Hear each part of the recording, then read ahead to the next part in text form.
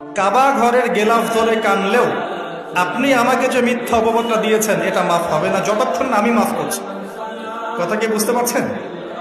মনে করেন আপনি আমাকে মিথ্যা একটা অপবাদ দিয়েছেন এবং ধুয়ে রেখে দিয়েছেন একদম মিথ্যা অপবাদ দিয়ে।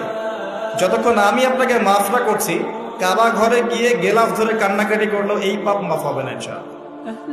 এই অবস্থায় মৌত হলে কি হবে? পরকালে দেখবেন আমি দাঁড়িয়ে আছি আপনার জন্য। আপনার হিসেব হচ্ছে, হিসেব শেষ। আপনি সালাত, সওম, হজ জাকাতে নেকি নিয়ে উঠেছেন, কিন্তু দেখছেন আমি দাঁড়িয়ে আছি, আমার মতো আরো 10 জন দাঁড়িয়ে আছে। ওই 10 জনকে আপনি গালি দিয়েছিলেন, অপবাদ দিয়েছিলেন, তাদের গীবত করেছিলেন, তাদের সম্পদ বা সম্মানের হানি করেছিলেন।